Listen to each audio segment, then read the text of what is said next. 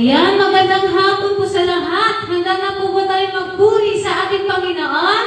Amen! Amen! Palakpakan po natin ang ating Panginoon and magsitayo po tayo.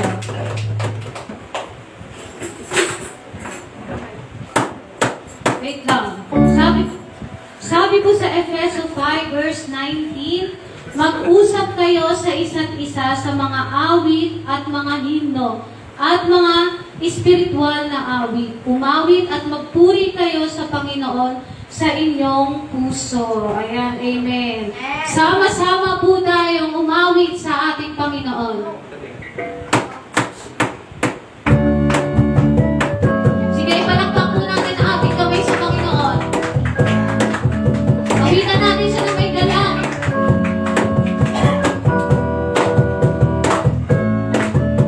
Halina't sama-sama, purihin natin siya. Halina't sama-sama, awitan natin siya.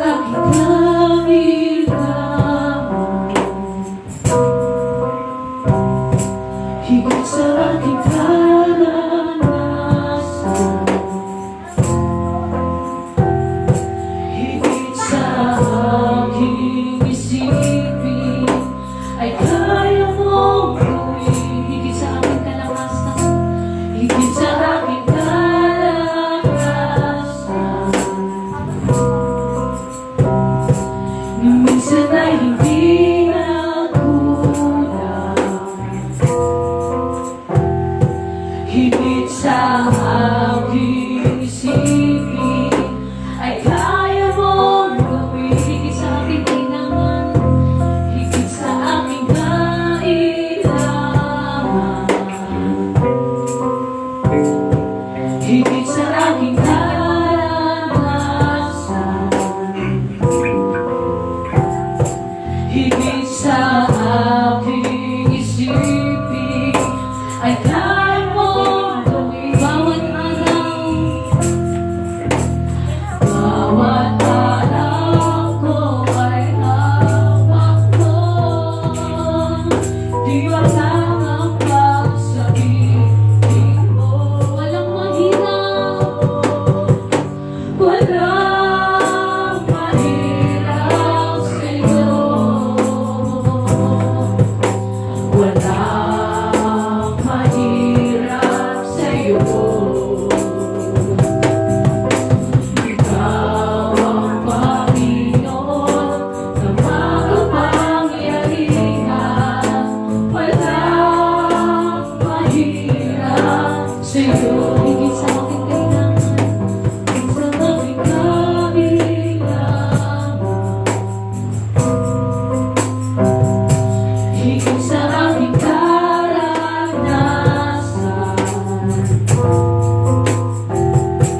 higit sa aking isipin ay kaya mong gawin. Higit sa aking kalakasan, higit sa aking kalakasan,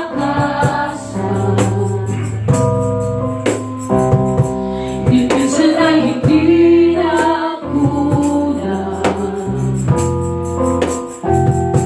Higit sa aking isipin ay kaya mong gawin. Bawat araw,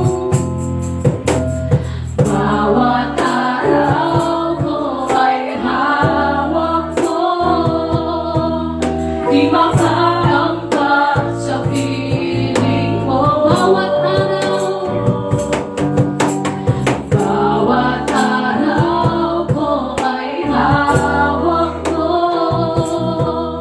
Di makaangkat sa piling mo. Walang mahirap, walang mahirap sa'yo. Yes, Lord.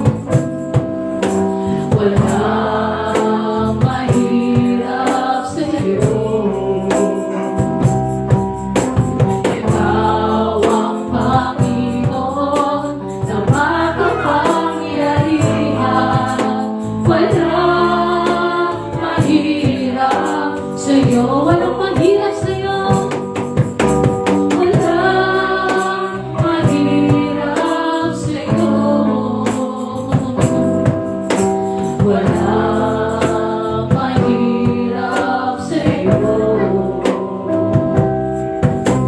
Ikaw ang Panginoon na makapangyarihan. Walang mahirap sa'yo. Walang imposible.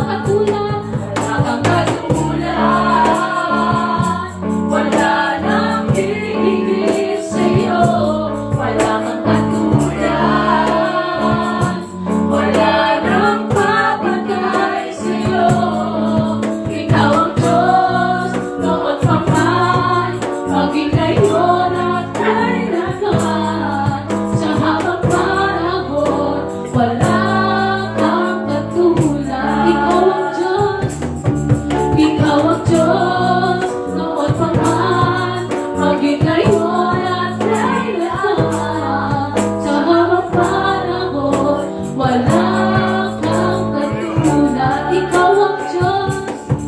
Ikaw ang Diyos, noon pa man, maging ngayon at kailanman. Sa habang panahon, walang katulad. Maraming salamat, Panginoon. Tunay na walang ang katulad, Panginoon. Hallelujah. Tayo po'y manalangin. Panginoong Jesus, maraming salamat, Panginoon. Sa kabila ng lahat na pinagdaanan ng bawat isa, narito kami, Panginoon, upang purihin, sambahin ka, Panginoon. Tinataas namin, Lord, ang inyong pangalan sa aming buhay, sa araw-araw, Panginoong Jesus. Maraming salamat, Panginoon, sa blessings, Panginoon. Maliit man ito, Lord God, o malaki, kami po ay nagpapasalamat sa iyo. Lord, dalangin ko, Panginoon, yung mga members na wala po dito, Lord. Dalangin ko, Panginoon, na bigyan mo sila, Panginoon, ng wisdom and knowledge, kalakasan, good health, and protection, Panginoon. At kung may mga problema man silang pinagdadaanan, Panginoon, ikaw na po, Panginoon, ang mag-guide sa kanila, Lord God. Lord, dalangin ko rin, Panginoon, yung aming pastor na magsasalita sa mga oras na to, Lord. Dalangin ko, nabigyan mo siya ng wisdom and knowledge na isi-share niya sa aming Panginoon. I-anoint niyo po siya, Panginoon. Basbasan mo ng iyong banal na Espiritu, ang iyong Holy Spirit, Lord.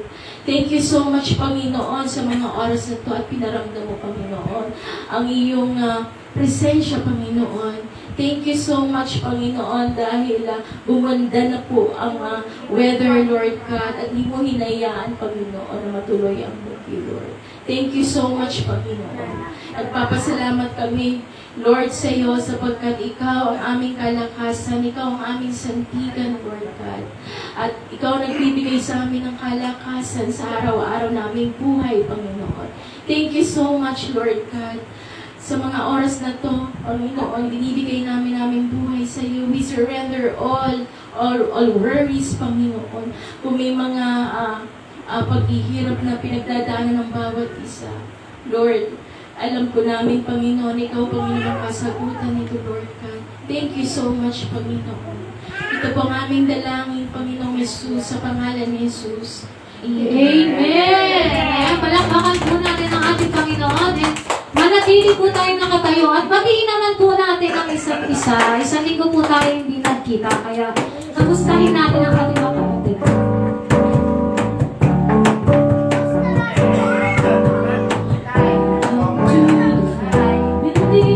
We're glad that you have come to share your life with us as we grow in love and may we always be to you the God with us, be a family always there to be strong and to lean on. May we learn to love each other more in each new day. May words of love be on our lips and everything we say. May the Spirit melt our hearts and teach us how to pray, that we might be a true family. Welcome to the family. We're glad that you have come to share your life with us as we grow in love, and may we always be to you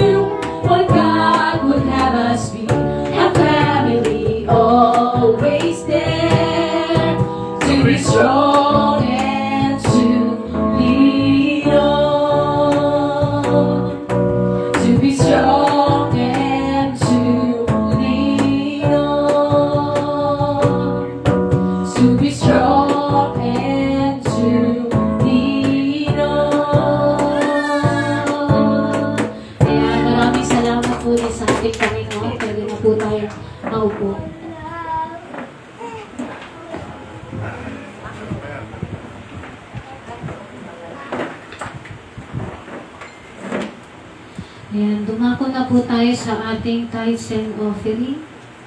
Sabi po sa Malakay 3 verse 10, dalhin ninyo ng buong buo ang inyong mga ikasampung bahagi sa tahanan ng Diyos upang matugunan ang pangangailangan sa aking tahanan. Subukin ninyo ako sa bagay na ito. Kung hindi ko buksan ang mga bintana ng langit at ibuhos sa inyo ang masaganang pagpapala. Kaya yung mga nabibigay sa ating Panginoon, yung dapat po sa ating Panginoon ay sobra-sobra pa po ito. Sobra-sobra ang balik nito sa atin. Kaya dapat yung para sa Kanya ay binibigay po natin. Ayan.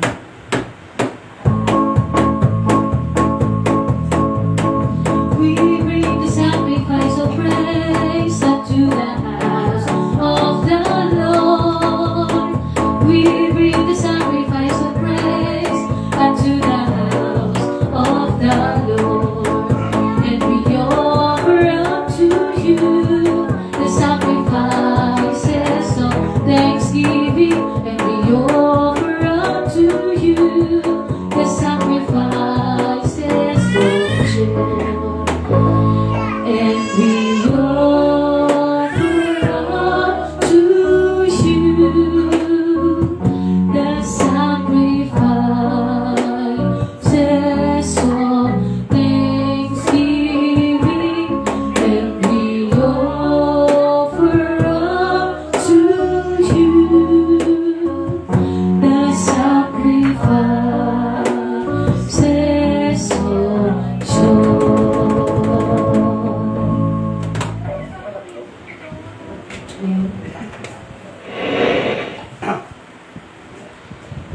Ayan, ang ating pong church announcement, JTCS Worship Service, every Sunday, 4 o'clock p.m. hanggang 6 o'clock p.m. And prayer meeting every Wednesday, 6 o'clock p.m. po kami nag-start hanggang 9 o'clock p.m.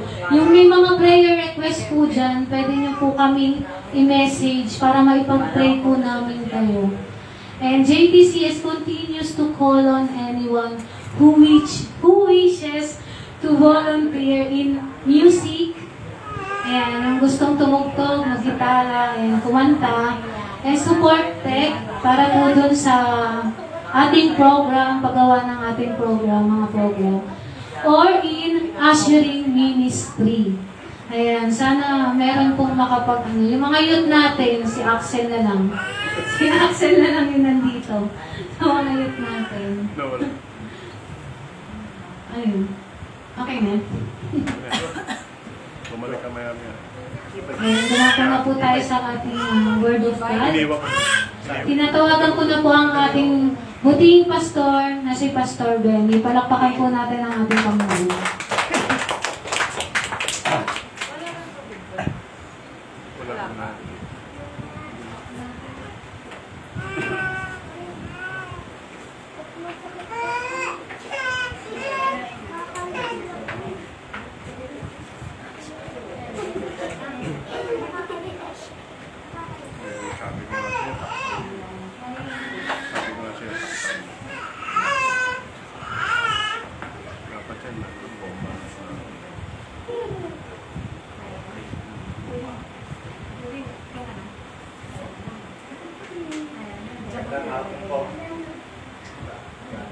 Nakapatay ko. Bakit nawala?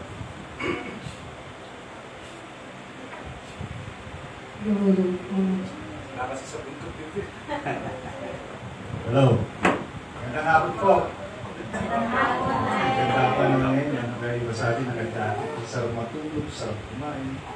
No? Kanina, sinangag, tsaka tuyo. Nabili tuyo ngayon eh, no? Tsaka yun yung temporado, tuyo. Nabili ng mga tuyo, mga dry fish. Kasi nga, tagla. Pero nasa inyo ba ang malamig sa Panginoon? Alam nyo, no, how many times na na-share ko sa inyo na nag-work ako sa secular for almost less than, probably more or less 20 years. Nag-work ako, marami kong pinagtrabuhan. mga less than 10 companies sa pinagtrabaho ko.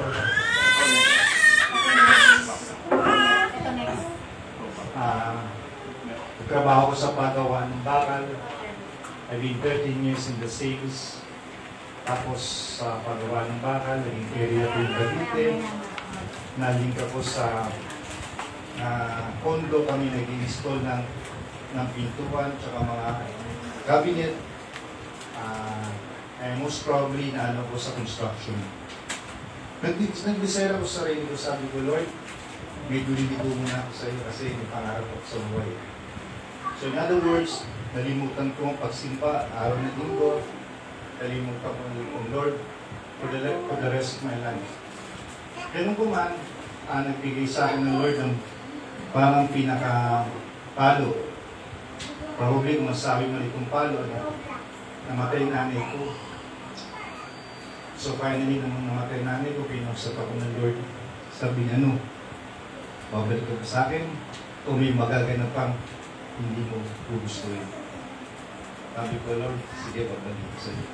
So napilitan akong bumalik sa Lord kung pagkamatay ng mother ko. And that's starting na hindi na ako nag-full time. That was 2014 hanggang sa ngayon. Alam niyo, marami po tayo mga tao, mga kapatiran, na nakikita in the first place na tumanggap sila sa Lord, mahint sila sa Lord. And yet, along the way, nakita nila natin ang buhay nila nandalamig sa pananampalataya. May mga dahilan na ng buhay Kristiyano kung bakit tayo ay tuluyang minsan nawawala sa Panginoon. Nawawala tayo sa sirkulasyon ng Christianity, ng buhay Kristiyano. Nawawala tayo sa pagsimba linggo-linggo. Nawawala tayo sa instance na yung lifestyle natin bilang isang Christian, tuluyan tayong nawawala sa Panginoon. Kaya po sa hapong ito, ang ating pong tatalakayin ay pinamagata po natin panlalamig sa pananampalataya. Sino dito ang naka-experience na ng lamig sa Lord? Pero hindi tuluyan talaga. Hindi may brief ka ng lamig sa Lord. Pakitaas ang mga. Isang linggo ng lamig, 3 araw ng lamig, 1 araw ng lamig, 1 oras ng lamig. Sino dito? Ay, experience ng lamig kayo? Minsan may mga times na umating tayo sa church, pero ang puso natin parang napakalayo sa Lord. No? Parang ang pagdating natin sa church ay isang parang traditional, parang isang mechanical na kinakailangan ko umating sa church kasi may ministry ko eh. Kinakailangan ko umating sa church kasi pastor ako eh. Ako mag-preach, hindi ako atin eh, no? Kasi wala mag-preach. So, may mga times minsan na tinatamad tayo along the way sa ating buhay Kristiyano, sa pagganap nating ministeryo, mag-isa pagdating sa simbahan. Nangyayari yan. Let's face na tayo, nakaka-experience ng ganyang bagay.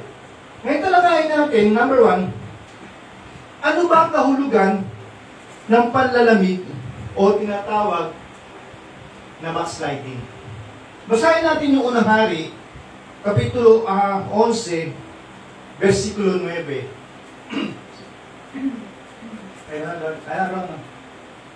Kaya't ang Panginoon ay nagalit kay Solomon sapagkat ang kanyang puso ay lumloyo sa Panginoon, sa Diyos ng Israel na nagpakita sa kanya ng 2 ulit. Alam mo kasi, sa chapter 19, mababasa natin the whole context of First King chapter 19, nagbigay ang Lord ng instructions in particular kay Solomon. Ang sabi niya, huwag ka mag-aasawa kayo ng mga taga-ibang lupa, taga-ibang lahi. Sabi ni Solomon, nakapag-asawa siya ng mga, kasi marami siyang minahal no? Nakapag-asawa siya ng mga prinsesa ng Pharaoh, Ammonites, Moabites, Sodomites, lahat ng mga babae, napang-asawa niya, in fact, ang asawa niya 700, yung mga kasawa niya pa naging alipin, mga hindi prinsesa, 300. So, mostly 1,000 asawa ni Solomon. At hindi ito nagalit ang Diyos eh. Ang pangunahing nagalit ang Diyos sa kanya, hindi yung sa pag-aasawa niya ng marami. Although alam natin eh, hindi ginusto ng Lord yun, hindi yun eh. Alam niyo ang pangunahing nagalit ang Diyos kay Solomon? Kung bakit ang sabing gano'n? Ang Lord ay nagalit kay Solomon sapagkat ang kanyang puso ay lumayo sa Panginoon. Kasi, yung instruction ng Lord sa unang hari, 11, Kaya binibigyan ng warning ang mga Hudyo, in particular si Solomon, na huwag mag-asawa na taga-ibang lugar kasi iba ang Diyos nila. Iba ang Diyos ng mga yan, iba ang Diyos mo. And along the way, makita natin sa chapter 11, in the last verses, particularly the last verses, nagalit, kagaya sinabi ng verse 9, humiwalay, nalamig si Solomon sa Panginoon. Bakit? Kasi doon na nagsimula na magipagkompromiso si Solomon, nagpagawa siya ng mga dambana, nagpagawa siya ng mga altar, nila Baal, yung mga Diyos-Diyosa ng kanyang mga asawa. At yun ang pangunahing ikinagagalit ng Diyos sa mga Israel. Alam niyo yung pangunahing galit ng Diyos? Kung saan? Alam natin lahat ang kasalanan ng galit ng Diyos eh. Pero ang pangunahing galit na galit ng Diyos, alam niyo kung saan? Yung ang tao ay sumasamba na hindi sa kanya. Yung tinatawag na idolatry. Sabi nga nun, naalala niyo yung sinabi ni Paul sa mga Korinto, di ba? Sabi niya ganun, do not joke with an unbeliever, di ba? Sabi nga nun, bakit niya pinagbabawalan ang mga Kristiyano na huwag pumatol sa mga hindi mananampalataya? What's the principle behind that verse? Behind that verse? Alam niyo ano principle? Kasi alam niyo po, no? Kasi ang pagbibigay minsan ng mga writer, author ng Bible, dinidepende yan sa contextual, historical background. Ang sabi ni Paul, huwag kayong magpamatok sa hindi mananampalataya. Ginamit niya yung word na pamatok. Alam niyo kasi, alam niyo yung pamatok, ginagamit ko yung how many times, diba, sinabi ko sa inyo, illustration ko sa inyo. Alam niyo yung pamatok? Yung pamatok, ginagamit ito sa hayop. Yung inilalagay dito sa pinakabatok, dito sa pinakanangayot, para mag-araro ng lupa. Tapos niya, di ba, yung mag-araro, yung sa ating kalabaw, ilalagay dito yung pamatok, maghila-hila na nakaruwahe yun, ang tawag ng pamatok.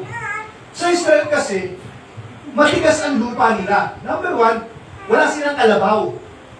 Kasi sa atin, ginagamit pang araro, most probably kalabaw, di ba? Sa Israel, ang problema sa Israel, ang kanilang lupa ay matigas. So dahil sa wala silang kalabaw, ang kadalasan ginagamit nila asno, kabayo, baka. So kinakailangan nila na maglagay sila sa asno, limang palisa, 5 piraso yan, ng yoke. Kasi matigas ang lupa, hindi kakayanin sa asno.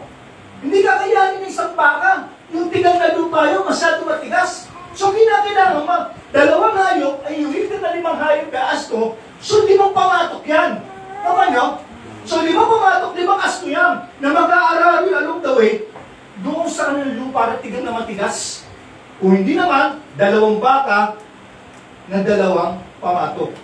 Ngayon kung sinabing San Pablo na tunad ka po na ng believer, kasi ganito yun eh. Hindi mo pwede sa isang pamatok, 2, di ba? Hindi pwede isang pamatok baka, yung isa asno. Hindi pwede. Hindi sila magkakaroon ng teamwork along the way sa kanilang pag-araro. Mababas, no? Mataas ang baka, mabilis humakatas, no? Mabaka ng baka, walang teamwork. At ganun man, hindi na pwedeng kabayo at baka. Ang sabi ng kabayo, ang baka mo, bilisan mo, sabi ng baka, matabilis mo na rin, kailan mo sa akin. So, walang teamwork. Ibig sabihin, along the way, sa kanilang pag-araro, hindi sila pwedeng magkasundo. Ganon din, mga Kristiyano. Kaya sinabi ni San Pablo, do not yoke with an unbeliever. Ikinumpara nito sa yoke, sa kultura nila, na hindi mo pwedeng lagyan ng magkaibang hayop ang isang yoke. In the same sense, sa ating mananampalataya, hindi tayo pwedeng makipamatok sa hindi mananampalataya. Alam nyo, I've seen a lot of Christian na sila ay nakapag-asawa ng Kristiyano at ngayon buhay nila nasa secular. Kasi hindi kayo magkakasundo along the way sa buhay nyo eh. Ang asawa mo hindi Kristiyano, unang asawa mo maging kaibigan mo eh. May mga kaibigan ka na hindi Kristiyano, tingnan mo mangyayari sa'yo. Magagaya ka dun sa ginagawa nila. Kaya yung isang bilin ni San Pablo, either sa pag-aasawa o sa asawa mo bilang kaibigan, kasama mo sa bahay, sa pamumuhay, huwag kang makikipamatok. Yan ang sinabi. Yan ang isang pangunahing na reminders ng Diyos si Haring Solomon sa chapter 11, through Samuel, ang sabi nga no, paalalahanan mo sila. In particular, si Solomon, na huwag siyang mag-aasawa ng mga babae na taga-ibang lugar sapagat ang kailang mga Diyos ay si Baal. Kaya ano nangyari? Nangyari, nagalit ang Diyos sa kanya. Si Solomon ay lumayo sa Panginoon. Ano naging consequence ito? Ang sabi ni Lord sa kanya, dahil ikaw ay anak ni David, hindi ko ibibigay ang consequence sa ngayon na pamumuno mo. Yung susunod siya magiging anak mo, dun magdadala ng consequence. So ano nangyari? Ang Israel na dating United Kingdom, naging divided kingdom. Diba? Nahati yung 12 tribes sa 10 tribes at nahati sa 2 tribes. Kaya merong Southern Kingdom, merong Northern Kingdom. Dahil doon sa kasalanan at katigasan ng ulo ni Hari Solomon. Dahil siya ay tuluyang naglamig ng lamig at tumalikod sa Panginoon. Anong kahulugan ng panalamig o backsliding? Ang pangunahing kahulugan ng panalamig at backsliding, yung ikaw ay tumalikod sa Panginoon. Number 2, ang panalamig ay pangyayari unting-unting nagaganap. Sabi, ang panalamig daw hindi bigla, hindi instant. Ang panalamig ay unting-unting nagaganap ito sa isang tao. Tingnan natin yung letter A. Ano ang mga bakit unting-unting nalalamig ang Panginoon? Ano ang mga factors nun? Letter A, sabi, yung paghahangad. Tingnan natin yung Genesis chapter 13, verse 10. Talo muna tayo, no? Genesis 13, verse 10. Bilisaan natin, operator natin, master na siya. Bilis eh. Sinasabi ko lang. Genesis 13, verse 10. At ipiningin ni Lot ang kanyang mga mata at natanaw niya ang buong kapatagan ng Jordan na pawang patubigan na magaling sa magkabi-kabila umpasa sa Zoar, bago giniba ng Panginoon na Sodoma at Gomora at gaya ng halamanan ng Panginoon, gaya ng lupain ng Ehipto. Sabi nga nun, nagkaroon kasi ng kasunduan. Alam yung istorya kay Abraham at Lot, di ba?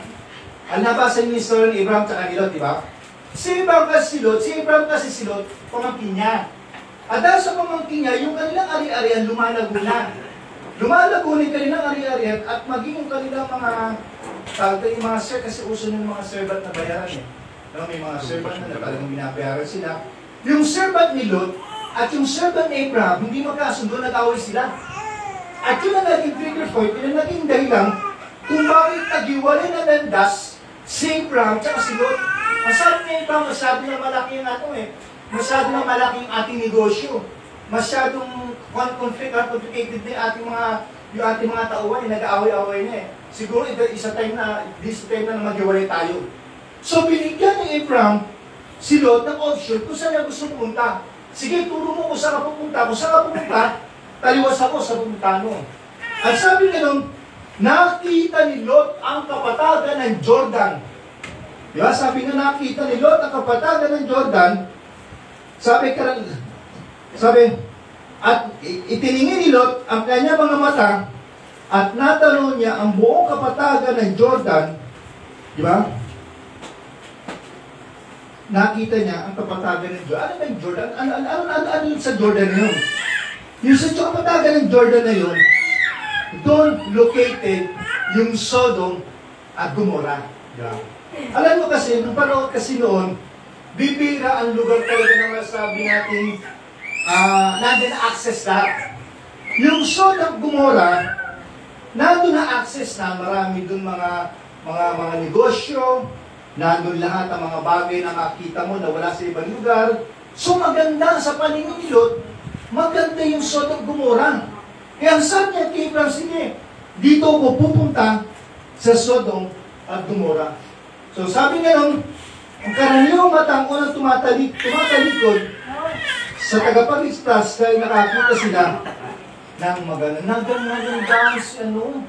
sinot sa kabyas na ng Sodom at Gomorrah. Sabi niya, sige, Tito Abraham, dito ako pupunta, Sodom at Gomorrah. Kasi sa paningin nga maganda eh. May opportunity, malaki ang opportunity niya.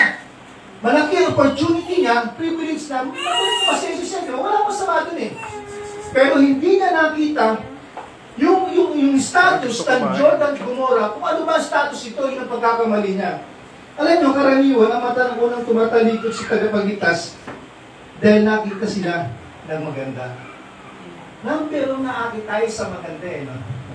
Kayo mga kalalakihan, anong primarily gusto niyo sa babae? Gusto maganda. Gusto ko mahabang buhok. Gusto ko medyo sexy. Sa mga lalaki, ano man gusto mo? Gusto ko mga 6'2", na ang buhok ay medyo blondie, medyo mapinis. Maganda yun. Gusto natin maganda. Walang pipilo pang. Meron tayong mga idea. Sabi nga nila no? Yun daw mga teenager, meron daw yung mga qualification. No? Babae sa isang lalaki. Ang gusto ko pang mag-aasawa ko, yung mga teenager, 19 na gusto ko, mga 6'2". Yan. Gusto ko ang buhok, mga blondie, gano'n. Gusto ko, gano'n, okay na sa akin yun. Yun daw, sabi mo na, yung mga umabot naman doon ng 20, hanggang 27, iba naman ang panahon yan. Ang gusto ko sa lalaki, yung maganda trabaho, yung may pera, yan ang nanda sa estate. Gusto ko maganda trabaho, may pera, yan. Yung mga nasa 30 per dote pataas, ang ano naman sa babae, sa lalaki, kahit sino na lang. Malapit na sila sa last fight eh. Kahit sino na lang. Kahit hindi Kristano, pwede.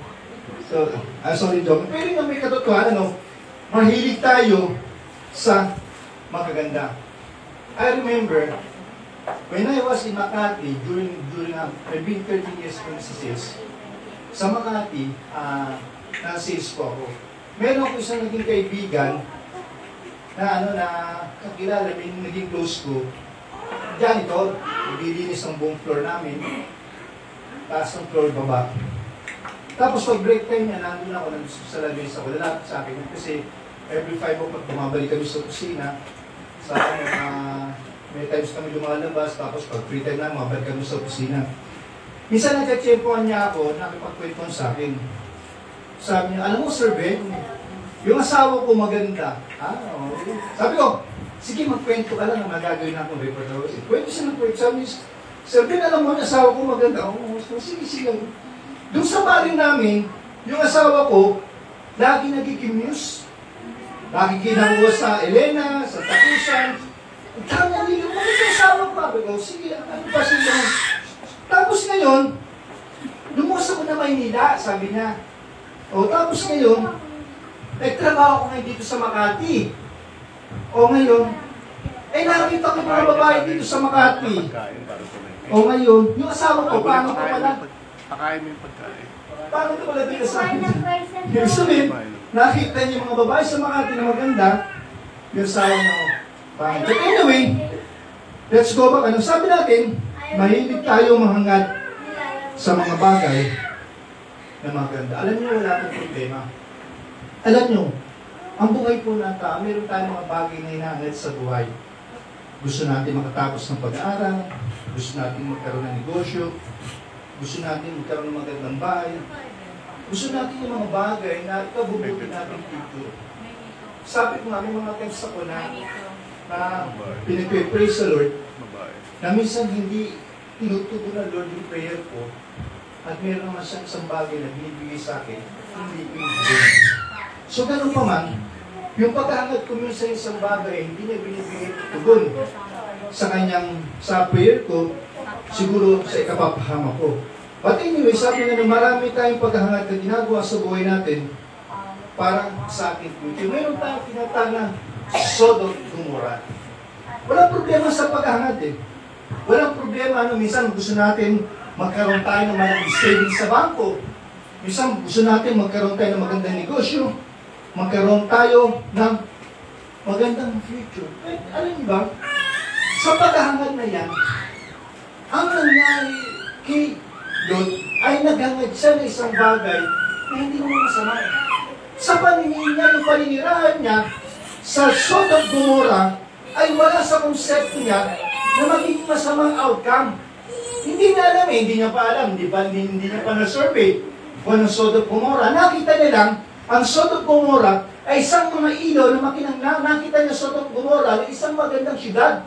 Kaya sabi niya, dito ko titira sa Sodom Gomorrah. So, walang problema ang paghahati. Pero alam mo, minsan yung Sodom Gomorrah ng buhay natin ay nagiging trigger para tayo mapakama. Ano nangyari kay Lot? Mamaya alam gawin, pag-aaralan po natin. No?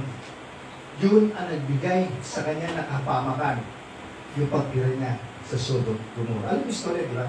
Ang Sodom Gomorrah. Alam mo sa buhay po natin, no?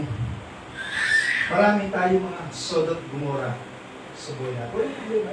Alam mo, isang bagay, how many times na sinishare ko sa inyo, nagpapasalamat ako sa Lord kasi hindi ako pinanganak ng bilyonaryo. Lord, salamat, hindi ako pinanganak ng milyonaryo. Lord, salamat, hindi ako pinanganak na mayaman. Kasi kung pinanganak ako isang bilyonaryo, pinanganak ako isang milyonaryo, baka ngayon, hindi kita nakilala. Alam niyo, magpasalamat kayo, isip kayo sa inyong buhay, diyan yung nakilala ng Lord. Kasi kung kayo mayaman, maraming dito nakilala ng Lord eh. Di ba, ako ngayon sa sinabi ko sa inyo, yung mga mayayaman tao, yung mga milyonaryo, wala nang oras sa kanilang Diyos. Anong oras pa sa kanilang Diyos? Nasa kanilang pera. Anong oras na para magsimba? Nasa kanilang pera. Anong oras para sila manalangin? May pera sila eh. Ano ginamit na yung pananampalataya para guminhawang buhay nila? May pera sila eh. So in other words, hindi na nila kailangan ng Diyos sa buhay nila. Kasi mayaman na sila nasa kanilang lahat eh. Pero sabi ko, Lord, salamat. Kasi hindi ako pinanganak ng mayaman. Kasi kung tayo pinanganak ng mayaman, hindi kita nakilala. Kaya alam nyo, minsan yung mga pagkakataon, na huwag tayong ma-open sa Lord. Sabi ko nga sa inyo, maraming bagay ako minsan na ipinapanalangin sa Diyos na hindi nyo binibigay sa akin. Minsan may times na open ako. Lord, kung pinapanalangin sa iyo, or how many years pinapanalangin ko ito, pero hindi nyo binibigay. Pero alam mo ang magandang bagay. Marami yung mga bagay ako na hindi ipinapanalangin sa Diyos, pero binibigay sa akin. Kasi, sa akin ng Lord, yung mga bagay na hinihiling ko sa Kanya, marami ng isang bagay na makakasama para sa akin.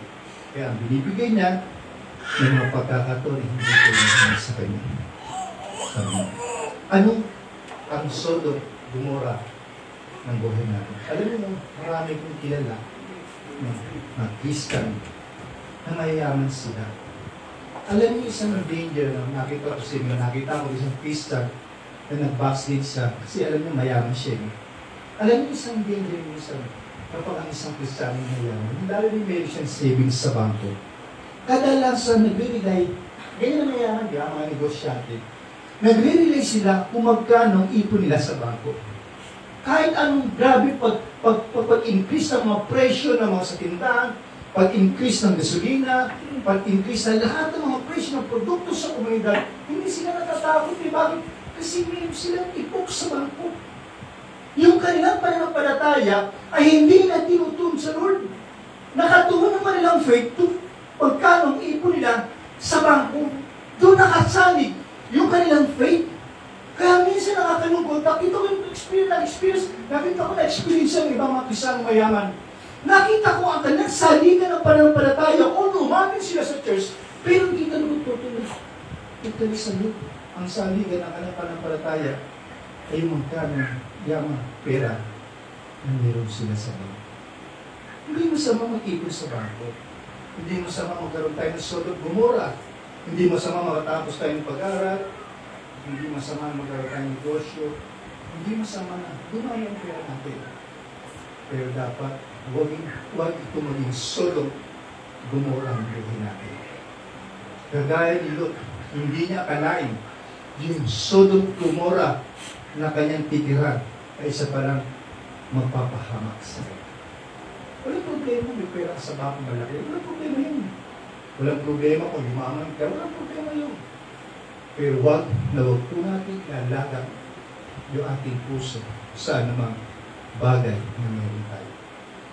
Yun ang isang bagay na magiging Sodom Gomorrah ng panahon. Letter B, Pakipagkompromiso. Ito. Genesis 13, verse 12 and 13. Isahin ko natin. Tumahan si Abraham sa lupain ng Canaan. Ang Canaan po kasi yan, Israel ngayon.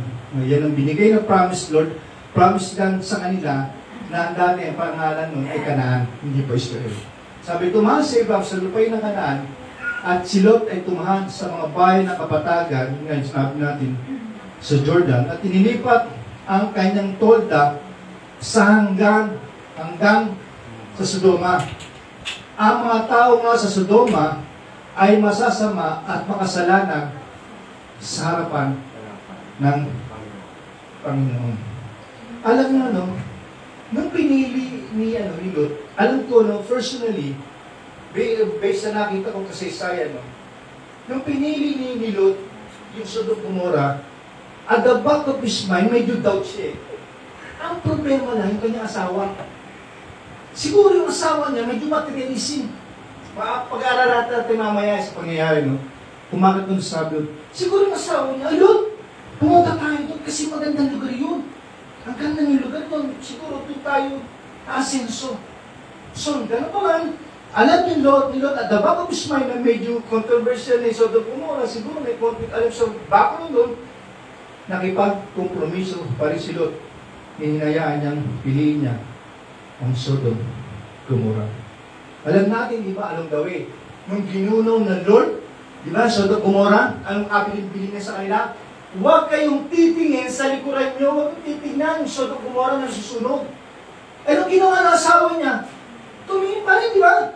Bakit tumingin ang asawa niya? Kasi nangihinali yung asawa niya doon sa lugar, yung kanilang kayamanin, yung kanilang kahari-harian na naiwan. Siguro nanghinayan siya, kaya tumingin siya, naku, yung kapahin ko, naku, yung negosyo ko, nanghinayan siya. Kaya nangyayari niya. Kaya naging batong asisa. Kaya naniniwala ko na nakipagkompromiso si Lot dahil na rin sa buyo ng asawa niya. Alam niyo ba? Parang alam niyo po, iba ang nangyari kay Abraham. Sumagana ang buhay ni Abraham doon sa bundok na kasama ang Diyos. Ito, sinabi sa Biblia na dapat layuan mo ang masamang pita ng kabataan. Sabi 2 Timothy verse 2:22, huwag kang mabuhay na malapit sa Sodom Gomorrah. Alam niyo ba sinabi ko po sa inyo noon? Maraming mga tao na ang kailang Sodom Gomorrah ay pinagsapalan nila sa ibang lugar. Alam natin ang kilala tayo pagdating sa mga import ng mga W. So, SIMA, number 1 tayo. Sa mga katulong, diba? Number 1 ng Pilipinas, kilala tayo. Number 1 sila na nagbibigay sa atin ng dollar, no? Ang tawag ito, nag-ano sila ng dollar sa atin. So, nagkakaroon tayo ng dollar para in exchange na pinabibili natin ng mga import ng mga product natin. Ibig sabihin, walang masama nun. Ang problema, maraming mga tao na pinagsasampalan nila ang kanilang Sodom Gomorrah sa ibang lugar, sa ibang bansa. Gusto na nakatayo. Alam niyo po, Gusto niya nakatayo. naniniwala ko Tayo na po. na kapag ikaw, ang iyong layunin sa buhay, kalooban ng Lord, layunin sa buhay, kahit nasaan sulok ka ng bukid, kagaya ni Abraham, i-bless ka mo. Sabi nga nung, sumagana ang buhay ni Abraham doon sa bundok kasama. Si Lot pumunta doon sa kapatagan ng Jordan, alam niya kasi medyo medyo advanced na yung Jordan, yung kapatagan niya. Ito ang advanced talaga yun. Nanatili si Abraham sa bundok. Ang sabi ng Bible, ganun pa man, pinless na Lord si Abraham. Alam mo sa ating mga Kristiyan, kahit nasa lugar tayo, kapag gusto tayo ng Lord, i-bless tayo. Ba't ganun, Pastor? Ang tagal-tagal ko ng Christian, sisimba ako, nag-ano ako, hindi pa parang ako i-bless na Lord. Alam mo kasi, kung mabasahin natin yung mga principle ng Bible, may mga principle din na binibigay ng Bible kung bakit isang Kristiyano ay sumasagana at ipigil. Lagi natin binabasa, malaki treating. Ano sabi ng malaki treating? dalhin ninyo ang ikapo. Sabi niya, ano ba? Itong dalawa lagi memorize na ba? Dalhin nyo ang kasampu ng ikapo at subukin ninyo ako, kundi bubuksan ko ang bintana ng langit at ibubuhos ko sa inyong pagpapalo. Ang problema kay sa akin, marami tayong Kristiyano, pero hindi pa natin alam ang prinsipyo ng Biblia sa pagbibigay sa gawain ng Lord. Lagi tayong ngayon sa Lord, ligtas mo ako, Lord, sabi mo, mangingi ako sa bibigyan mo, bibigyan ka na, Lord. Pero ang nangyayari sa akin, puro tayo hindi nangingi sa Lord, hindi tayo marunong magbigay. Hindi natin binabasa na sinusunod yung prinsipyo ng Biblia na magbigay tayo ng kasampuang bahagi ng ating ani na ating kinikita. At iyon ay isang prinsipyo kung paano ibabalik ng Diyos sa pinagbubuksan ko, subukin niyo ako. Kundi buksan ko, pintuan, bintana ng langit at ibusog sa inyo ang pagpapala ng mga sulat ng palay. Yun ang prinsipyo eh. Maraming din Kristiyano, di ba? Kahit nasa sulok ka man ng daigdig, nasa sulok ka sa kabundukan ka, kung ina-apply mo sinasabi ng Bible na nagbibigay ka sa Lord, sa kanyang gawain, nagbibigay ka, hindi ka madamot. Walang dahilan kung bakit hindi ka paligtas na. Natatanda niyo si Abraham na nagbigay siya ng kasapong bahagi na kinikapo kay Abimelech, ba? Tatandaan niyo? Sabi niyo, yung isang pari na walang saselo, walang tatay, walang nanay, di ba? Nagbigay siya ng kasapong bahagi si Abraham. Si Abraham ay tapat sa Diyos na sumusunod sa kalooban ng Lord. And then finally, yung ibigay ni Abraham sa Lord. Ano yung tinis si Abraham na pinakamabigat na hinihingi ng Diyos sa kanya na handa ng bigay? Ano yun? Ano lang? Ano yung hinihingi ng Diyos kay Abraham na isang mabigat para sa isang magulang ang ibigay yung hinihingi ng Diyos? Yung kanyang anak na si Isaac. Diba? Sabi, iyalay mo sa akin, doon mo sa akin si Isaac. Willing si Abraham eh. Gumawa na nga siya ng papatungan niya. Niliyaban na nga niya si Isaac, di ba? Andito na nga, kutsilyo niya eh. Di ba? Bigyan na siya ng anghel at binigyan siya isang batang tupa. Willing si Abraham. So hanggang ibigay ni Abraham ang lahat na meron siya para sa Diyos. At yun isang dahilan kung saan man kahit sa bundok nakatira si Abraham, ay binless pa rin sa Lord. Kaya walang dahilan. Gusto mo yumaman, mag-abroad ka? Kahit ka pa mag-abroad, kung nilasyon ang gumora mo, kung hindi ka looban na Lord para sa iyo, uwi ka rin.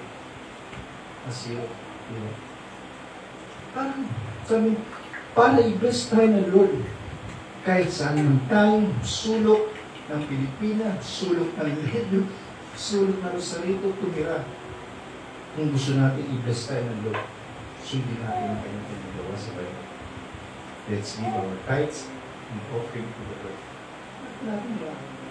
Yun isang prinsipyo na sinasabi ko ng Bible. Kaso hanggang ngayon, marami pa rin mga Kristiyano ayaw magbigay sa gawain ng Lord. Hindi lang yun.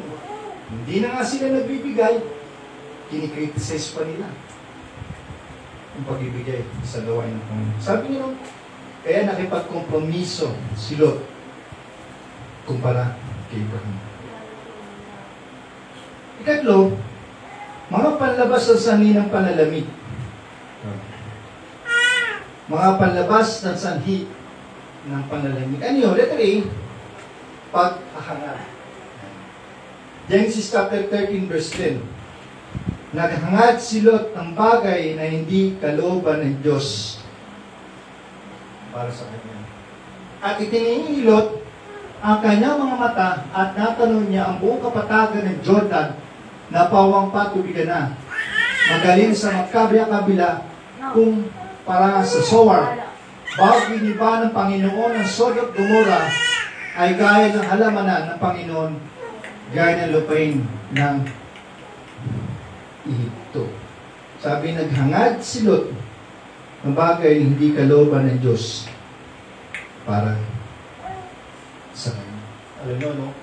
Meron po sa amin, meron sa amin ilan na mga nag-gold na rin. Wala nang problema rin kasi para sa nila, para sa pamilya nila. Wala problema. Problema, meron siya dito pinagkakita ni Boss. Mas inanon niya pa rin kasi magabot siya. Magabot siya. So, first of all niya, maganda naging buhay niya.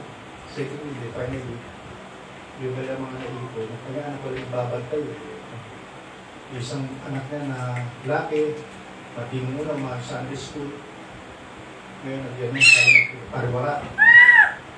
Yung asawa niya lalaki, natuto magsyago. Pag pumunta ka sa bahay na, hindi mo naglalagay na, yung asawa niya, itatapon na niya. Yung tanong, sinasako. Tapos bibili na sila ng mga damit bago. Uwi yung tayo. Yung anak niya na panganay, na sa mga pagpag, high school pa lang. Tapos yung bunso niya, maan sa balete, napabayaan. Alam niyo, hindi po sa mga paghahanap. Pero ang paghahanap po natin, kung ito ay hindi kalooban ng Diyos, ito talaga. Kasi lagi mawawalan sooner or later hindi tayo rin. Sabi nga sa inyo, hindi po masama ang paghahanap. Kung ang paghahanap natin ay naayon sa kalooban ng Panginoon. Sabi ko nga sa inyo, ilang beses ako nag-praise the Lord. Ilang taong ko pinag-praise the Lord mga bagay na hindi na sinasagot sa akin. Pero mayroon siyang mga bagay na hindi ko inihiling sa Lord. Pero binibigay sa akin. Kasi sabi sa akin ng Lord, yung hinihiling mo sa akin, alam mo ba, na makakasama sa iyo. Kaya ibibigay ko sa iyo, ito na makabuti para sa iyo. Letter B, pag mataas, Kawikaan 16:18.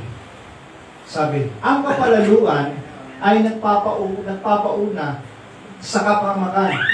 Ang kapalaluan ay nagpapauna sa kapahamakan. At ang pagmamataas na diwa ay sa pagkabuwal. Alam niyo pangunahing kung saan galit na galit ang Lord? Doon sa pride.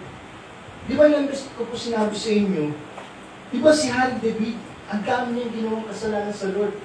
Pero ganun pa man, sabi nga ng Bible, ang kanya ay obituary, sabi ng Acts, tinagurian siyang malapit sa puso ng Diyos, di ba? Tinagurian siyang aman after God's own heart. Pero ano pa masabi niya ng Bible, isang bagay ang kinagalit ng Lord kay Hari David eh. Alam mo kung ano? Nung sinimulang natuto na si Hari David, nabilangin yung kanyang mga sundalo. Kasi wala na siya sasakupin man pa eh. Wala na siya sasakupin pa kaya. Kaya sabi niya, inutusan niya yung kanyang general, bilangin mo yung aking mga kasundaluhan, ilan yung mga bayo ko, ilan yung mamamana ko, bilangin na sila. Ibig sabihin, in other words, nagtiwala na si Hari David sa kanya kaya ako nagtagumpay kasi marami itong kasundaluhan eh. Kaya ako nagtagumpay sa aking mga kaway kasi ito ang itong pwersa ko eh. So nagtiwala sa sarili niya kayaan. At ang sabi ng Bible, yun ang isang bagay ikinagalit ng Diyos sa kanya. Kagaya ni Lucifer, di ba?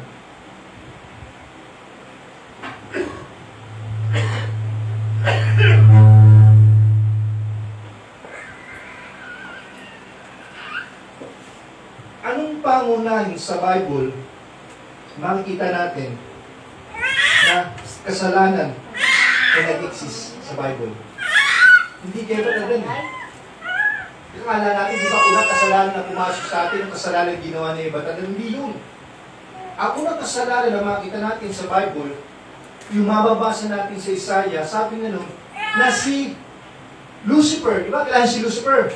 Si Lucifer ay nag-revolt against God.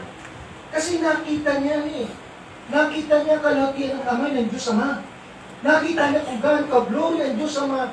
Nakita niya kung gaano ka-glory ang Diyos. Kaya sabi niya, gusto kong maging katulad ng Diyos. Kaya nagbataas sa sarili niya. Kaya sa pinabaksak sa lupa, yun ang kauna-unang kasalanan. Nakakita na rin ko sa Bible. Yung mga lawa lang, yung kebat. Kaya alam niyo, galit ang Diyos sa mga tao matataas. Gawin mo na lahat yung pride, yung pangunay, kinagagalit ng Diyos sa mga Kristiyano. Letter C, that's why. Si Saul sa 1 Samuel chapter 15 verse 11, si Saul sapagkat siya'y tumalikod na hindi sumunod sa akin at hindi tinupad aking mga utos. Tama ba? Ayan. 1 Samuel 15:11. Ikinalulungkot ko na aking inilagay na hari si Saul, sapagkat siya'y tumalikod na hindi sumunod sa akin at hindi tinupad ang aking mga utos. At si Samuel ay nagalit at siya'y dumaing sa Panginoon buong gabi. Ang utos kasi sa kanya, ni Samuel, kigahan ni Saul, ay patayin mo ang lahat ng mga Amalek. Lahat ng mga Amalek, bata, matanda, babae, papasuso, patayin mo lahat. Lahat ng kanilang mga kahayupan, camel, lahat ng kanilang hayop, patayin mo lahat. Yun ang utos ng Diyos eh. Yun ang sinabi niya ni Samuel, patayin mo lahat yun eh. Ang problema si Saul, hindi niya pinatay si Agag yung hari. Hindi niya pinatay si Agag, maging yung mga hayop na walang kapintasan na sa paningina, quality, hindi niya pinatay. In fact, yung pa nga ginawa ng alay para sa Panginoon, anong sabi nga nun? At doon ay nagalit ang Diyos si Saul dahil sa kanyang pagsuway, di ba? Sapagat siya'y tumalikod na hindi sumunod sa akin at hindi tinupad ang aking mga utos. Yung tinatawag na disobedience, pagsuway. Parang ito. Alam niyo, no? Ang mga anak ko natin, yun, naka-experience tayo mga anak natin. No? Si Benzi, yung mga anak ko nag-dictate, binibisa ba yan? Basic, bisa ko yun, kung nasuot niya. Ngayon, hindi na pwede. Pag nag-teenager mo, nagdalaga ng anak mo.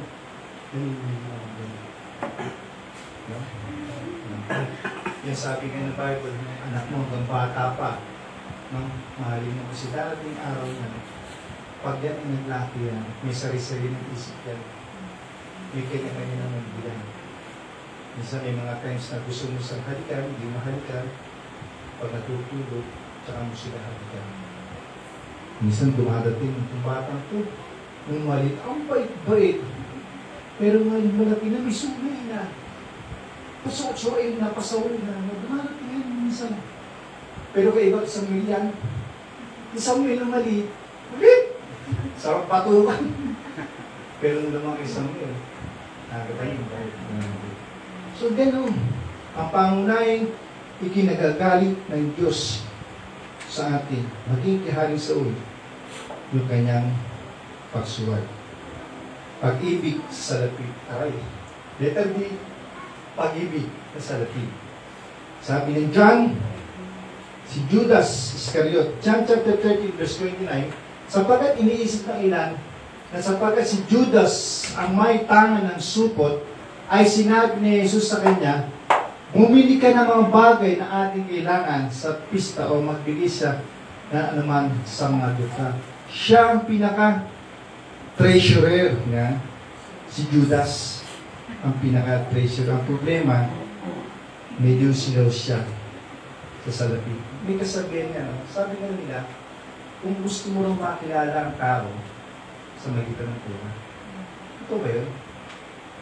Kung gusto mo makilala ang tao, masusubok mo siya sa pera. Totoo ba yan? Hindi. Medyo. Medyo, di ba? Para makilala mo ang tao, sabi nga na masusubok mo siya pag-ibig sa salapi. Kagaya sabi ko sa inyo, marami kong kilala na iba pa, a friend of mine, na mga Kristiyano, marami silang ipon sa bako. Mga Kristiyano. Sa nakikita ko sa Christian life nila, nakita ko ang kanilang pananampalataya, nakasabda ang kanilang faith dun magkano ipon na meron sila. Ano nakakatawa nito ganito? Kapag dumating ang punto na mangyari sa kanila ay nangyari kay Job, no? Biglang na-bankrupt ang bangko, no? Nag-declare, di ba, ang insurance ng bangko, 300,000, eh, pera mo 1 milyon. Kahit 1 milyon, kada 2 milyon, ang pera mo. Kapag ang insurance ng bangko ay 300,000 mo, kaya ng bankruptcy yan, ang ibibigay na sa iyo, kahit milyon, pera mo, 300,000 lang sa insurance. So, paano ba nangyayari sa kanila? Paano yung mga Kristiyano ito na nagtitiwala sa kanilang Pera sa savings sa bangko, nawala. Paano na ngayon? Kaya yun natatakot eh. Kaya totoo, sinasabi ng Bible, na ilagat natin ang ating tiwala sa Diyos. Hindi sa mga bagay. So, number 4 na tayo. Ang tunay na dahilan ng panlamig ito. Dito marami tayong tatamaan. Bakit ba nanlalamig ang isang tao? Ito. Hindi pananalangin. Proverbs 16 verse 18, sabi nga nun, ang kapalaluan ay nagpapauna sa kapamakan at ang pangmamataas na diwa ay sa pagkabuwa. Hindi panalangin. Kailangan natin ang panalangin upang humingi ng kalakasan sa Diyos. Ang hindi panalangin ay uri ng kapalaluan at nangyayari ang sinasabi sa kawikaan. Sino sa atin ang problema? Sino sa atin ang pagkagising na nagpipray na? Wala yan. Kadala sa pagising natin, hinahanap siya. Nasa yung cellphone ko? Nasa yung cellphone. Cellphone na naghahanap eh. Hindi, let's face it. Totoo na lang. Hindi makatulog kung walang cellphone, pampatulog na cellphone. Pagising, cellphone agad. Imbis na mag-pray. O gagawa muna ng mga bagay bago mag-pray. Sabi ng Bible, dapat inuuna natin ang panalangin. Alam nyo, ang isang bagay kung bakit nanlalamig ang isang Kristiyano, kasi hindi tayo mag-pray. Yung cellphone natin, kapag namasyal tayo concern sa cellphone natin, pag nalobat, charge agad dyan. Di ba may mga lobat, extra mga battery ba yun? Battery nga kagad. Power bank. Bibili po tayo power bank. At para nasa labas tayo, malobat tayo, may power bank. Masyal tayo concern sa cellphone natin. Ayaw natin malobat. Pero tanong tayo, laging lobat. Alam nyo yung sa Kristiyano, kaya kadalasan tayo malulubat kasi kung nasa prayer. Sabi na prayerless Christian, isa powerless Christian. Ang isang Christian na prayerless, isa powerless. Alam mo kadalasan, no? Kaya tayo minsan nahulog sa tosulindyado. Sabi ng 1 Peter 5:7, ang sabi yun, 5:8, that the devil is like a roaring lion seeking in your body, ba? Alam niyo minsan po, ito totoo to, no? May mga pagkakataon na kapag nag-pray ako, nag-ano ko, parang mayroong minaramdaman ako dito sa ko na tumatabi sa akin. Nararamdaman ko yun. Kapag nag-pray ako, mismo pag-awit ako, dinidistract ako ng devil. At ang ginagawa ko, nilireview ko. Nag-pray ako, nilireview. Alam mo, ang devil din, i-distract ka hanggang sa mag-distract ka. Kapag tulad ka sa panalangin, wala. Kailangan ko sino, di ba?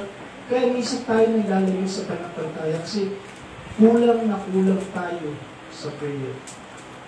Pagising sa umaga dapat ang mga Kristiyano nananalangin. Sino dito pagising sa umaga nagpe-pray ng quiet time? Tapos naman, tinuro na ba sa inyo quiet time? Di ba? Di ba? Dapat nagpe-pray tayo. Pagmulat na ating mga prayer time. Sabi, prayerless Christian. Isang prayerless Christian. Ang isang Christian na hindi mapanalangin ay lagi inaano yan, nag-jablo sa pumunta.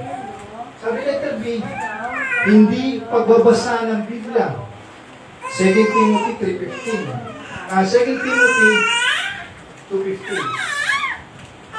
2:15. Pagsikapan nung humarap na subok sa Diyos, manggagawang walang anumang ikahiya na gumagamit na matuwid na salita ng katotohanan. Ito pa, isang bagay na po. Hindi tayo nagbabasa ng Bible sa umaga, sabi pagkagising. Alam na, saan ko na kwento sa inyo? Paginahawa na rin ako sa inyo. Sino dito may dalang Bible? Kasi ako, yung dala-dala ko yung sakyan ko, may dala akong Bible. Ngayon, hindi kong bag doon, ang dadala ng Bible. Sino dito may dalang Bible? Meron ako, dahil Bible sa cellphone. Di ba? Pero hindi Bible yan. Iba yung word of God talaga na babasahin na nakapagbigay ko na inspiration sa Spirit of God. Ika lang, tingnan nyo.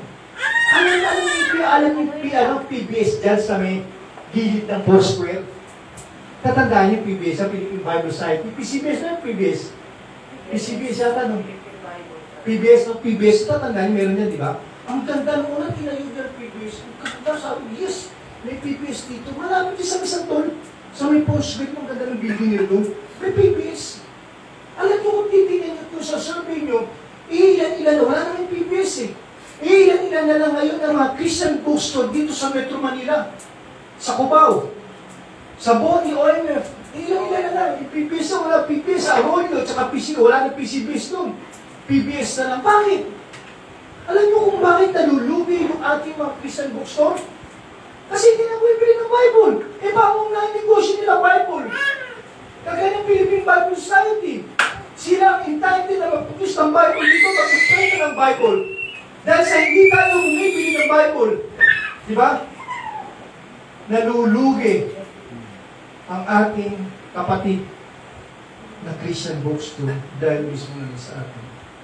Alam niyo, minsan itong cellphone, wala kang natutulong nila. Pero distracted yun. Nakita yung cause and effect ito. Wala kang tulong ito. Number 1 sa communication. Number 2 sa information. Ang ganda na itutulong ng cellphone. Communication, information. Dati kasi, pag susulat ka sa probinsya, unaabot ng araw linggo. Di ba mga LBC noon? Isang linggo bago mabasa doon. Tapos babalik na naman sa'yo. Isang linggo. Eh, paano ka DNC? Isang linggo pa bago hindi na mabasa. Another away bago mabasa. Ngayon hindi na. Dati pag nag-upload ng ano mo, o nag-upload ng asawa mo, miss na miss mo, nagkakaano na kayo sa long distance, di ba? Akalain mo ba ngayon, yung mismo asawa mo, parang nasa tabi mo, nakausap mo na, through cellphone, ganda. Malaki nagagawa ng cellphone, communication, information, maganda. Pero alam niyo ba, malaki rin nagagawa ng disadvantage ito sa buhay natin.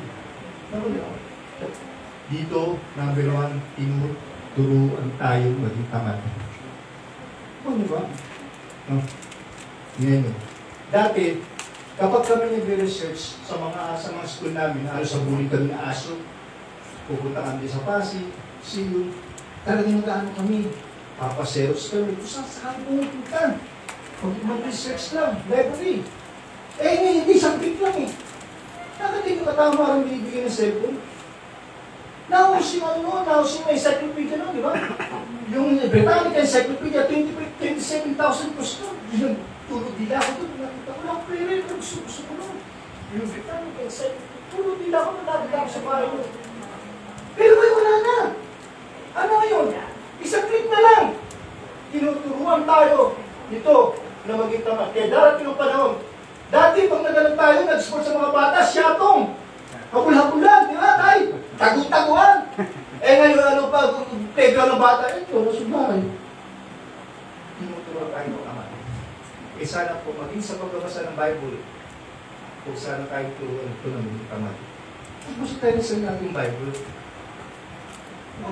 Kaya sabi niya, yung pagbabasa ng Bible, ang isang bagay nagmo-motivate sa mga Kristiyano para sila ibunobo sa pananampalataya.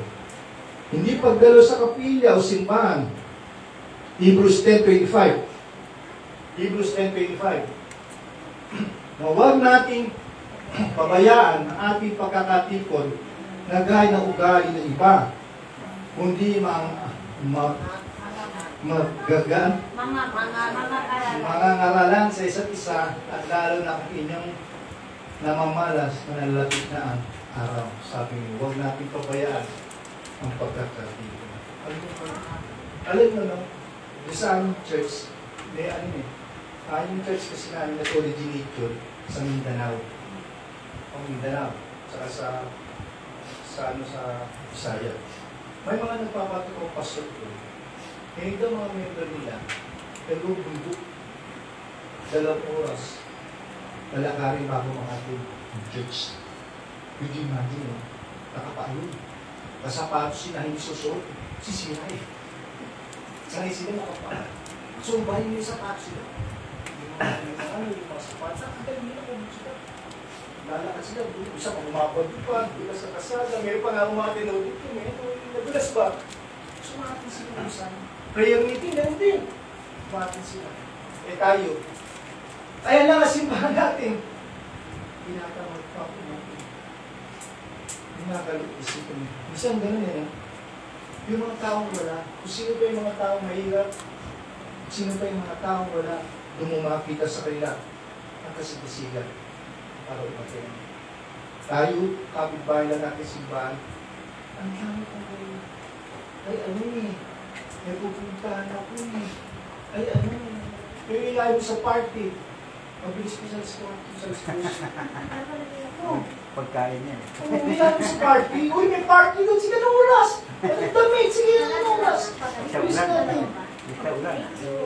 Pero sa Bible study, pagdating sa simbahan, ayun lang ang simbahan, tinatatamaan pa. Sabi nga lang, hindi ang isang bagay na dahilan kung bakit nanlalamig tayo, hindi pagdating natin sa simbahan. Alam mo kasi, kapag tayo po kumatin, nakita niyo, naman namin yung pinata natin, kasama-sama, parang yan, diba? Nakita niyo yung pagdating natin sa simbahan, yung nagbibigay sa ating inspiration upang magpatuloy tayo sa gawa ng Lord. Yung nagbibigay sa atin ng revival sa iglesia. Kaya dapat lagi po tayo natin para makaiwas tayo sa pananamit po natin sa Panginoon. I therefore conclude, hinahamon ko kayo sa ngalan ng Panginoon at sa pamagitan ng kanyang kalakasan na huwag kayong manlalamig. Apokalipsis 2:10, magtapat ka hanggang sa kamatayan at bibigyan kita ng putong ng buhay. Kilala mo si Dwight L. Moody. Let me close you one illustration. Si Dwight L. Moody ay panganay, I think panganay sa magkapatid. Umalis siya sa bahay nila kasi nga ang bahay nila, pamilya niya mahirap. Pumunta siya ni Agustin State. At pagkatapos ng trabaho siya sa sapatusan ng kanyang tsura. Sapatos, pagawa ng sapatos. At minsan, si Edward Kimball, ang kanyang Sunday school teacher, ay niyayaya sa disciples sa Sunday school teacher. Sabi ni Edward Kimball, sa Sunday school doon nila, kapag minsan nag-aaway, nagsusuntukan yung mga bata, ang promotor, si Dwight L. Moody. Sa promotor, suntukan. At pagkatapos, lumaki na si Dwight L. Moody, alam mo ba na si Dwight L. Moody? Naging Sunday school teacher siya, hanggang sa maging pastor siya, hanggang sa maging evangelist siya sa Amerika. Kilala mo siya, no? Billy Graham. Siya ang pinaka-Billy Graham Panginoon. Si Dwight L. Moody. Alam niyo kung mamamatay na siya? Sabi niya sa anak niya. Sabi niya, pinag-iiyakan yung anak niya. Sabi, parang, ano mamamatay ka doon? Sabi niya, nakita ko ang pinto ng langit nakabukas. Nakita ko ang anghel na handa na sumalubong sa akin. Huwag niyong hadlangan kung ano ang kalooban ng Diyos. Kung namatay si Dwight L. Moody, alam niya na siya ang binibigyan sa mga. Alam mo darating mo sa natalukit sa atin.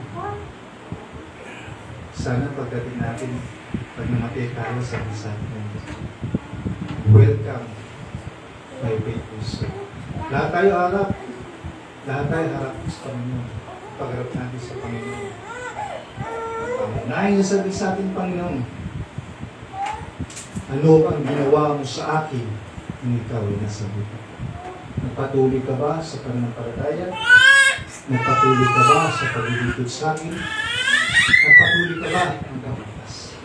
Kaya sana masumpungan ng Diyos na sa ating buhay ay walang nanlalamig. Nagpatuloy tayo sa paglago at pananampalataya sa akin. Manalangin po tayo. Lord, nagpapasalamat kami, Panginoon, sa apong ito, sa pagkitalan namin, Lord, na binibigyan na kami ng karampatang encouragement sa oras po, Lord, na kami ay nakakaranas ng panalamin sa buhay.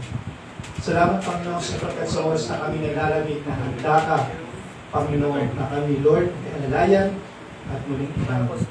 We believe that you are concerned in our failures.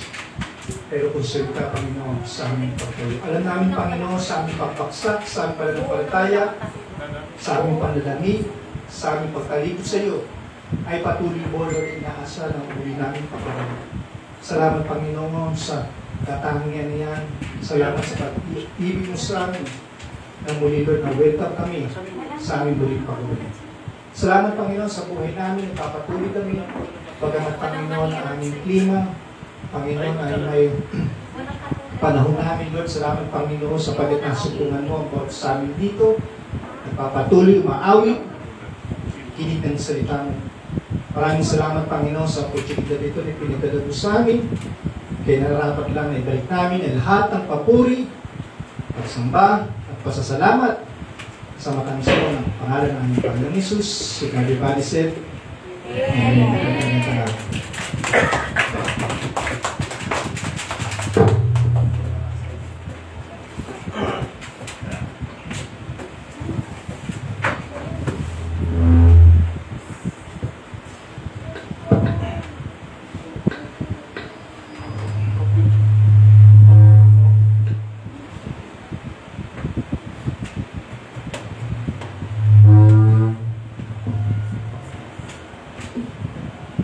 Ngayon, bago po tayo matapos, awitin po natin yung wala kang katulad. Magsitayo po tayo.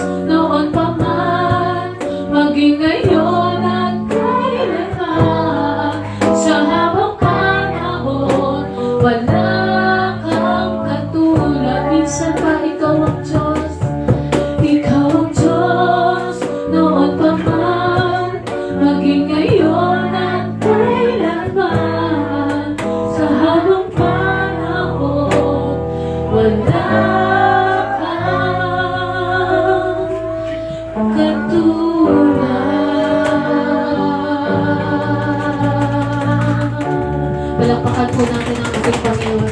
Maraming salamat po. Praise God. Ayan, balik na po tayo umupo ulit. At may konting merienda po tayo.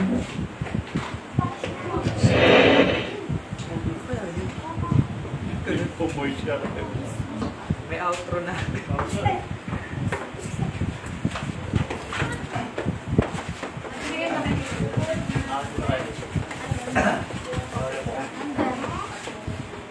boss. Bukas lagi na.